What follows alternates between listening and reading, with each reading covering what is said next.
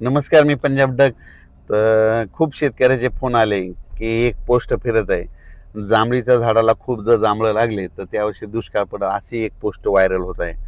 तर सर्वप्रथम शेतकऱ्याला सांगू इच्छितो, ज्या ज्या वर्षी जांभळीच्या झाडाला खूप जांभळं लागले त्या वर्षी शेतकऱ्याला माल चांगले होतात. म्हणजे शेतकऱ्याला पीक चांगलं येते, शेतकऱ्याला म्हणजे माल होतो, दुष्काळ वगैरे पडत नाही, फक्त माल मात्र चांगले होतात. हे सगळ्यात महत्त्वाचं ऑब्झर्वेशन केलेलं मी.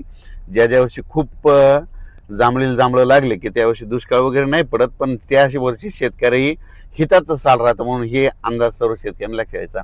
आणखीन एक परत सांगतो, ज्या ज्या वर्षी बोरीचं झाड असतं, बोरीच्या झाडाला खूप बोरं लागले की त्या वर्षी ज्वारीचं पीक चांगलं येतं. तुम्ही 2025ला बघा, बोरीच्या झाडाला बोरच लागले नव्हते, बोरं खायलाच भेटले नाही, म्हणून ज्वारीचं पीक आलं नाही. म्हणून हे अंदाज शेतकऱ्यांना लक्षात येतं. त्याच्यानंतर आणखीन एक तुम्हाला सांगतो, तुरीचं पीक चांगलं येणार आहे की नाही हे देखील एक झाड अंदाज देतं. ज्या ज्या वर्षी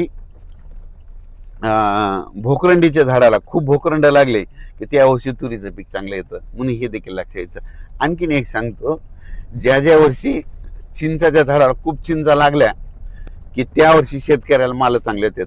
तर यावर्षी तुम्ही बघा की म्हणजे चिंचा खूप लागले म्हणजे माल चांगला होणार, असा सगळीकडून म्हणजे ह्या निसर्गातूनच संदेश दिलेला आहे.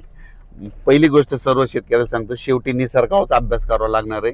हे भविष्यामध्ये झाडं लावावंच लागणार. झाडं नाही लावले तर हे वातावरण तापत जाणार, तापल्याच्या नंतर काय होणार, कमी वेळेमध्ये जास्त पाऊस अशी परिस्थिती राहणार. म्हणून तो भविष्यामध्ये झाडं लावावी लागते. झाडं लावताना माझी एक विनंती, शेतामध्ये लावत असताना काय करायचं, दुसरे कोणते नसले तर कमीत कमी काय करायचं, एखादं आंब्याचं झाड लावायचं, एखादं बोरीचं झाड लावायचं, एखादं जांबाचं लावायचं, चिकूचं लावायचं, त्याच्यानंतर असं म्हणजे संत्रीचं लावायचं, एखादं मोसंबीचं, धुऱ्याच्या कडेला लिंबुनीचं एक लावायचं, कडीपत्त्याचं एक लावायचं, शेवग्याचं लावायचं. असे जर झाडं लावल्याच्या नंतर काय होईल, त्याचा आपल्याला फायदा देखील होईल. म्हणजे लिंबाचं झाड लिंबुनीच्या 2-3 झाडं लावले तर आपल्याला वर्षभर म्हणजे जोपर्यंत आपण आहे तोपर्यंत त्या हयतीमध्ये आपल्याला लिंब खायला भेटतील, चिक्कू देखील भेटतील, त्याच्यानंतर कडीपत्ता देखील भेटतो. म्हणून भविष्यामध्ये झाडं लावावी लागतील. झाडं लावा आणि हे पृथ्वीचं तापमान कमी करा.